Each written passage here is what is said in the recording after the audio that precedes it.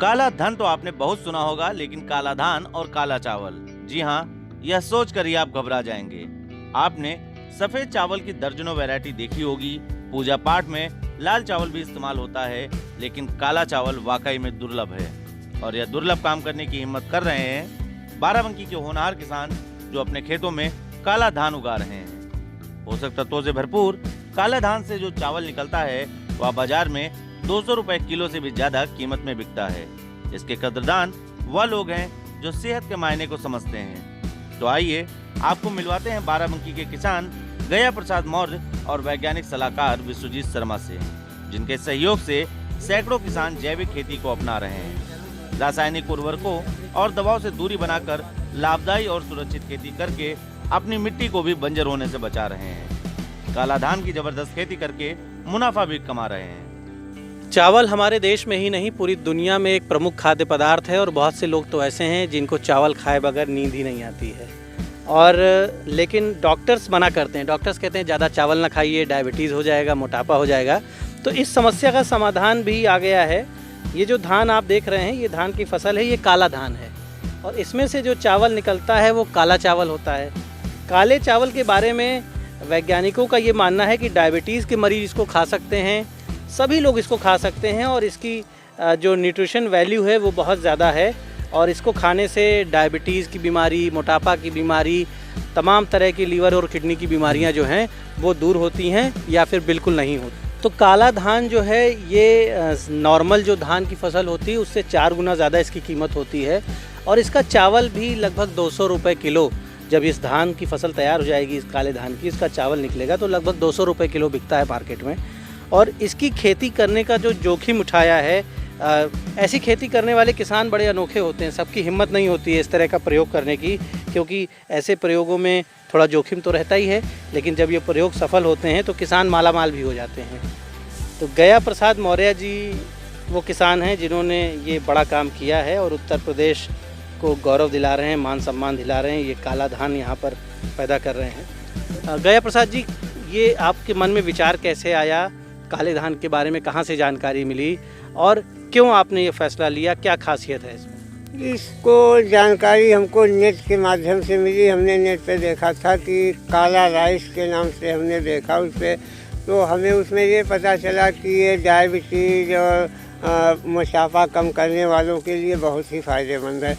तो हमने सोचा कि ये हमारे यहाँ होता नहीं है और जब ये डायबिटीज़ और मोटापा कम करने वालों के लिए जिसके पेशेंट हमारे देश के अंदर बहुत काफ़ी बढ़ रहे हैं, तो हमको ऐसी खेती करना चाहिए जिससे कि लोगों को फ़ायदा हो और हमें भी फ़ायदा हो इसके। तो जब इसकी पैदावार उतनी ही होगी तो रेट में जब महंगा बिकेगा तो हमें भी फ़ायदा होगा और जो खाने वाले हैं उन्हें भी फ़ायदा मिलेगा। अभी क्या जानकारी मिली है, क्या रेट्स हैं इसके? अब वैसे हमको जानकारी मिली है कि 200 रुपये पर केजी चावल इसका बिकता है, ऊपर भी ज़्यादा में बिकता है लेकिन कम में नहीं बिकता है। इसकी खेती नॉर्मल धान की तरह करते हैं या कुछ विशेष इसमें परिवर्तन करते हैं? जो है ना, यदि ऑर्गेनिक ना तरीके से किया जाए तो वो सबसे बेस्ट है और वही हमने किया है कि हमने इसमें DAP, यूरिया या पेस्टिसाइड का उपयोग नहीं किया है। देखिए, खास बात यहाँ पर है कि ये जो धान है काला धान, ये ऑर्गेनिक तरीके से यानी जैविक जो खाद हैं, जैविक जो सप्लीमेंट्स हैं उनकी सहायता से किया जा रहा है। और थोड़ी ही देर पहले एक दृश्य हमारे सामने आया, ये आप अभी भी कैमरे से देख सकते हैं कि सामने एक धान की फसल है जो पूरी तरह से गिर पड़ी है, ख़राब हो रही है। ये जो धान है ये रासायनिक धान है जो गिरा हुआ है, जो आप कैमरे में देख रहे हैं ये गिरा हुआ है, रासायनिक धान है। इसके पौधे कमज़ोर हैं, इसके पौधे हवा और पानी के प्रभाव से गिर पड़ते हैं।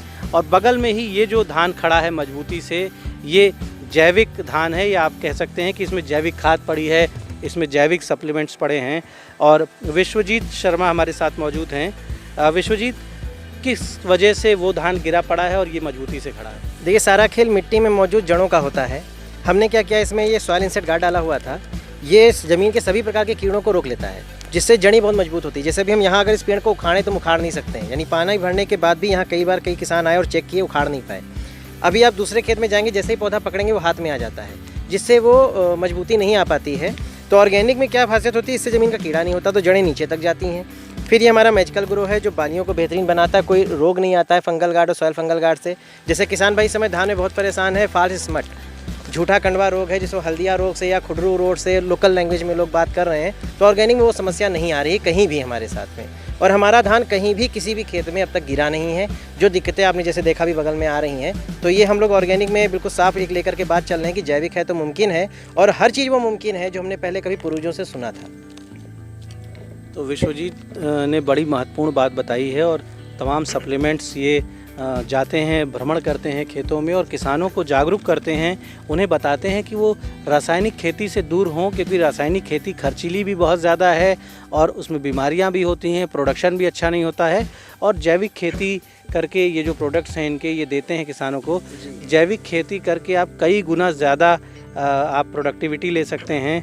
और ये एक इस काले धान से निकला हुआ एक चावल का दाना जो है, इसको मैं आपको एक बात और बताना चाहूँगा सर, देखना आसान नहीं है, फिर भी कैमरे के माध्यम से कोशिश करते हैं। ये काले रंग का चावल है जो इस काले धान से निकलेगा, और ये जब आपकी थाली में पहुंचेगा तो बहुत सारे इसके साथ में आपको पोषक तत्व मिलेंगे। अभी मैं एक बात और आपको बताना चाहूँगा सर, जब हम लोग रसायन स्प्रे करते हैं, कोई कीटनाशी वगैरह डालते हैं या कोई फंगीसाइड डालते हैं, तो वो इन बालियों में प्रवेश कर जाता है, तो वो वशीला हो जाता है, जहरीला हो जाता है, जिससे हम अगर खाते हैं तो हमें अनेक प्रकार के टॉक्सिनेट हो जाते हैं, गर्मी चढ़ना है या लेट्रिन होना है, ऐसी समस्याएं आ जाती हैं। तो ऑर्गेनिक में ये दिक्कतें नहीं आती हैं। जैसे हमारे जितने भी किसान भाई ये कहते हैं कि जब वो स्प्रे करते हैं तो उन्हें खुशबू सी मिलती है, जैसे लौंग है, जट्रोफा है, जायफल, मतलब अलग अलग टाइप की खुशबुएं मिलती हैं। जैसे आप अगर चाहें तो किसान भाई से पूछ भी सकते हैं कि हमारे स्प्रे के बाद कोई दिक्कत नहीं होती, और उन्हें खेत में भी एक खुशबू मिलती है। और हमारे मित्र कीट बहुत तेज़ी से बढ़ते हैं, और मित्र कीट के बढ़ने की वजह से कीट कंट्रोल बहुत आसान हो जाता है।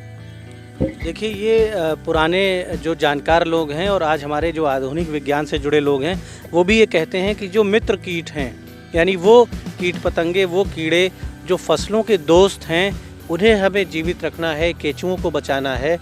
और ऐसा तभी हम कर सकते हैं जब हम ऑर्गेनिक खेती की ओर बढ़ें, जैविक खेती की ओर बढ़ें। रासायनिक खेती से हम मुक्ति पालेंगे तो मित्र कीट बढ़ेंगे, केंचुए बढ़ेंगे, और अपने आप फसलों का पोषण बढ़ेगा, मिट्टी की सेहत बेहतर होगी। तो आपने देखा काले धान की कहानी हमने आपको बताई, और काले धान से जो काला चावल निकलता है वो अपने आप में काला सोना होता है। 200 रुपये प्रति किलो से भी अधिक इसकी कीमत होगी, और अच्छे रिजल्ट्स मिलेंगे यदि आप जैविक खेती को अपनाएंगे। जैविक विधि से, चाहे धान हो, चाहे फूलों की खेती, कोई भी खेती करिए, तो रासायनिक विधियों से दूर रहिए, रसायनों से दूर रहिए, क्योंकि उनसे बीमारियां होती हैं, खर्च भी बहुत ज़्यादा है, और किसानों को तमाम तरह के जब वो स्प्रे करते हैं उनके शरीर को भी नुकसान होता है। लेकिन जैविक विधि में कोई नुकसान नहीं है, सिर्फ मुनाफा है। नेचर भी खुश रहती है, नेचर भी स्वस्थ रहती है, प्रकृति की भी रक्षा होती है, और मित्र कीट पतंगे जो होते हैं उनकी रक्षा होती है, केंचुओं की रक्षा होती है, और इन सब की वजह से जो खेत की मिट्टी है वो हेल्दी रहती है, स्वस्थ रहती है। तो अपने आप प्रोडक्टिविटी, अपने आप उत्पादन जो है वो बढ़ता है। द इंडियन ओपिनियन के लिए बाराबंकी से दीपक मिश्रा।